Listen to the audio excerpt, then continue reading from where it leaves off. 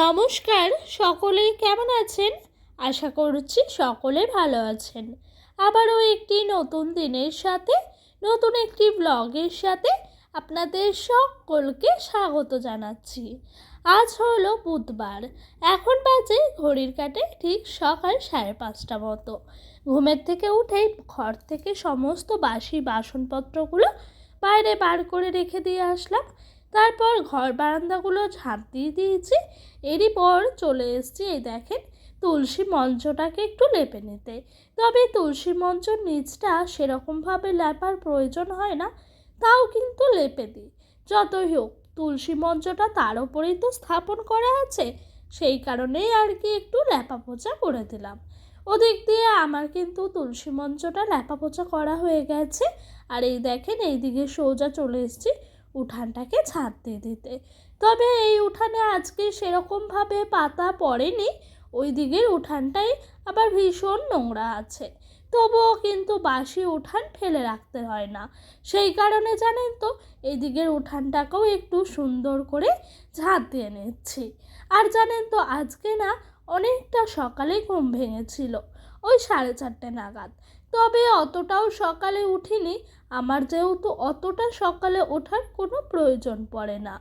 যাই হোক, এদিকে আপনাদের সঙ্গে গল্প করতে করতে এই দিকের উঠানটা অর্ধেকটা মতো আমার ছাদ দেওয়া হয়ে গেছে। আর ওইদিকে জানেন তো প্রচুর কাজ পড়ে আছে।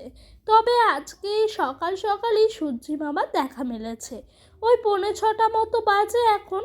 তবে দেখেছেন, খেয়াল করেছেন আপনারা, ওই যে টিনের ঘরটি আছে দুচাল, তার ফাঁকে সূর্যি মামার ছটাটি যেন আছড়ে পড়েছে। আজকেই সকাল থেকে রোদ্দুরটা বেশ ছিল, তবে বেলার দিকে খুব একটা রোদ্দুর ছিল না। হালকা হালকা মেঘলা ওয়েদার ছিল, আবার কখনো ওয়েদারটা খুবই সুন্দর ছিল, জানেন তো। আর ওই যে ওই দিক দিয়ে ঝাঁট দেওয়া হয়ে গেল। আর প্রত্যেক দিন সকালে স্টেপ বাই স্টেপ তো কাজ লেগেই রয়েছে। ওইদিকে যেহেতু ঝাঁট দেওয়া হলো, এইদিকে ঝাঁটাটি রেখে দিলাম। আর বাসি বাসনপত্রগুলো এখন সোজা মাজা ধোয়া করে নিচ্ছি। ওইদিকে জানেন তো এই শসা গাছের চাষ করাতে একেবারেই না, জানেন, ওই জায়গাটা দেখে মনে হচ্ছে পুরো জঙ্গল হয়ে রয়েছে। তবে শসা গাছগুলো লতা পাতার মধ্যেই তো থাকে, সেই কারণে এরকমভাবেই মনে হয়। তবুও জানেন তো, গাছগুলোকে যখন মন প্রাণ দিয়ে চোখ ভরে দেখি, কী যে ভালো লাগে কি বলবো। আর নিজের মনের মধ্যেই কল্পনা করতে থাকি, এইখানে শশা ঝুলবে, ওইখানে শশা ঝুলবে। তবে জানেন তো, আমি অনেকটা দূর থেকে এই জমিতে শশা চাষ করা দেখেছি, কাছ থেকে কখনোই দেখিনি। তবে অতি আগ্রহেই আছি কবে গাছগুলিতে শশা আসবে। জানেন তো, যার জমি সে তিলে তিলে গাছগুলোকে ছোট বাচ্চার মতো যত্নে ভালোবাসায় বড় করছে। তবে তার সাথে গাছগুলোকে দেখে দেখে আমারও মনে হয় যে গাছগুলো আমিই বোধহয় এরকম করে যত্নে ভালোবাসায় বড় করছি। তবে এর যে কি মায়া প্রকৃতির, সে আপনারা কল্পনাও করতে পারবেন না তার মায়ায় না জড়ালে। যাই হোক, ওদিক দিয়ে বাসনপত্র মেজে নিলাম, আর এইদিকে সোজা চলে এসেছি জানলার ঝাঁপটি তুলে নিতে। জানলার ঝাঁপটি অনেকটা বেলা হয়ে গেছে পড়ে আছে দেখে। তবে ডোডো গেছিল একটু সকালবেলা গাড়িটি নিয়ে আমাদের বাড়ির সামনে যে গলিটি আছে রাস্তায় খেলা করতে। তবে চলে এসছে, আসার পরই ওর একটাই কথা, মা আমি চলে এসছি। যাই হোক, বাসি বাসনপত্রগুলো মাজা ধোয়া করে তাদের জায়গা মতো রেখে দিয়েছি। এখন হাঁড়ি আর কড়াইয়ের মধ্যে সার্ফ ছাই বলে নিচ্ছি। এটি আমার নিত্যদিনের কাজের রুটিনের মধ্যেই আবদ্ধ থাকে। প্রত্যেক দিনই তো আমি কাঠেই রান্না করি, সেই কারণে জানেন তো সকাল সকাল হাঁড়ি কড়াইয়ের মধ্যে সার্ফ ছাইটি বলিয়ে দিতে হয়, না হলে বেলা হলে আবার শুকোবে না, রোদ্দুর থাকবে না ঠিক করে, সেই কারণে। আর আজকে জানেন ভীষণ খুশি হয়ে গেছি সকালবেলা। তবে এই খুশিটা আমি নিজের থেকে হয়নি, টোটোর পাপাই ভীষণভাবে খুশিটাকে ফিল করিয়েছে। কি জানেন তো, মায়ের বাড়ি থেকে নিয়ে এসেছিলাম ভেন্ডি গাছের কিছুটা বীজ। তবে সেই বীজগুলো আসার পরের দিনই আমি পুঁততে দিয়েছিলাম ডোডোর বাবার কাছে। ওর হাতটা ভীষণ ভালো, যেটা লাগায় সেটাই খুব সুন্দরভাবে হয় এবং ফলও দাঁড়ায়। তাই বলেছিলাম তুমি লাগিয়ে দিও, আমি তারপরে দেখাশোনা করব। তো ওই যে ও লাগিয়ে দিয়েছিল জানেন দুটি দুটি করে চারা, আর চারাগুলো ঠিক দুটি দুটি করেই হয়েছে। সকাল হতেই ডোডোর বাবা বলছে, একটা জিনিস খেয়াল করেছো, দেখো তো কত সুন্দর। তবে আমি এসছি আজ 6 দিন, এই 6 দিনের মধ্যে কি সুন্দর গাছগুলো হয়ে গেছে। ভগবান না করুক গাছগুলোকে আমার বাঁচিয়ে রাখতেই হবে তার ফল নিতে। যাই হোক, ওই দিক দিয়ে সার্ফ ছাই লেপে নিলাম। আর কালকে জানেন তো আমাদের এক প্রতিবেশীর বাড়িতে গিয়েছিলাম, তাদের বাড়িতে তিননাথের মেলা দিয়েছিল। মানে তিননাথের মেলা বলতে অনেকেই হয়তো ভাববেন যে মেলা হয়তো বসে, পুজো হয়, কিন্তু সেরকম কিছুই না জানেন। তিননাথের মেলা বলতে নাম কীর্তন হয়, তার সাথে তিননাথের যে একটা বই আছে, মানে ধরে লক্ষ্মীর পাঁচালী, তিননাথের পাঁচালী, ওই পাঁচালীটি পড়ে এবং তাদের ব্যাখ্যা করে শোনায়। তো সেইটি শোনানোর পর রাতের বেলা খিচুড়ি, তার সাথে তরকারি, পায়েস এগুলো খাওয়ানো হয়েছিল। তবে ওনারা আবার জানেন পায়েসটাকে পঞ্চমৃত্য বলে, তো ওটাও আবার শুনে বেশ ভাল লাগলো। এখন অনেকটা বেলা হয়ে গেছে, ওই দিক দিয়ে কাপড় চোপড় মেলে নিলাম, আর এখন বাজে ঘড়ির কাঁটে ঠিক 11টা। বাড়ির কাছ থেকে পাঁচমিশালি শাক নিয়েছিলাম। এই শাকগুলো খেতে খুব টেস্টি হয় জানেন। তো ওই শাকগুলো আজ একটু ভাজা করব। তবে বেশি টাকার নেয়নি জানেন, 5 টাকা মতো নিয়েছিলাম। তো 5 টাকার শাক নিয়েও কিন্তু সবাই তৃপ্তি সহকারে খেয়েছি। স্বামীর ইনকাম কম, তবুও সংসারটাকে পরিপাটি করে এরকমভাবেই রাখার চেষ্টা করি। জানেন তো, মেয়েদের যদি ধৈর্য আর বুদ্ধি দিয়ে এই সংসারটা চালায় না, তাহলে সংসারটা খুব সুন্দরভাবে গুছানো হয়। যাই হোক, এই দেখেন একটু মাছের তেল এনেছিল, সেই মাছের তেলটি করেছি, নোটের শাক ভাজা করেছি, আর নিয়ে এসেছিল কিছুটা মতো মাছ। সেই মাছগুলোকেও কিন্তু এখন একটু ঝোল করে নিলাম।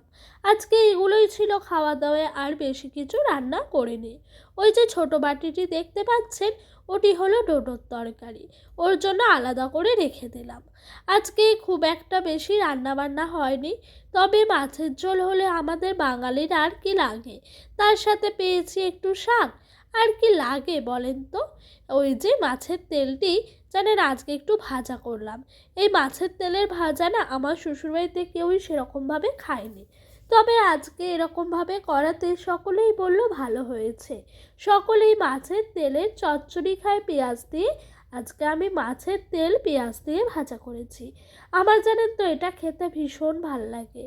যাই হোক, আপনাদের সঙ্গে গল্প করতে করতে রান্না বান্না শেষ করে খাওয়া দাওয়া করে ডোডোকে খাইয়ে ঘুম পাড়িয়েছিলাম।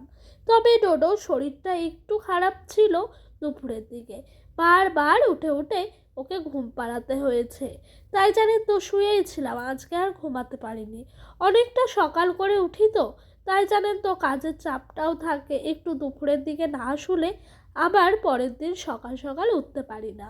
সেই কারণে দুপুরের দিকে একটু শুই, চোখটা একটু লেগেছে, ওই আধা ঘন্টা থেকে 1 ঘন্টা মতো ঘুমোয়।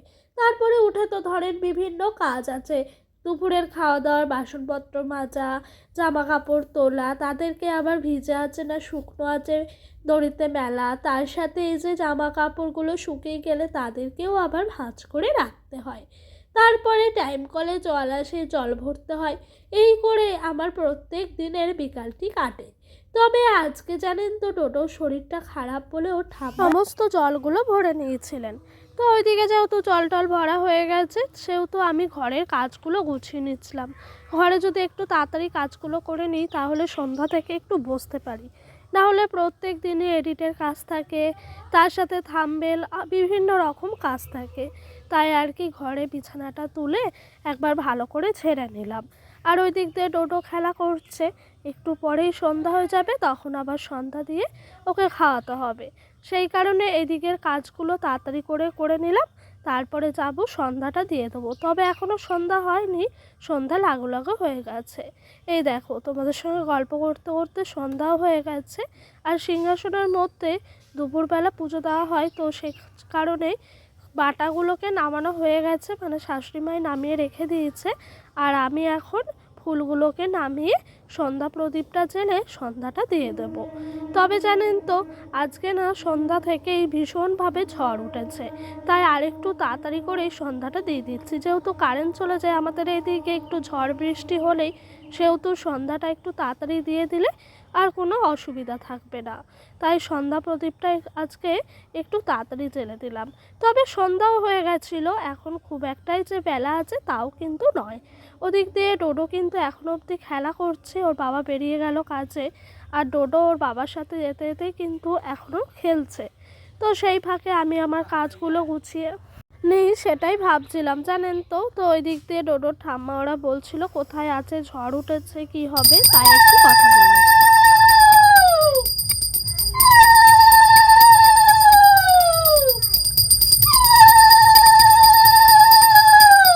তাহলে আজকের মতো এলাম।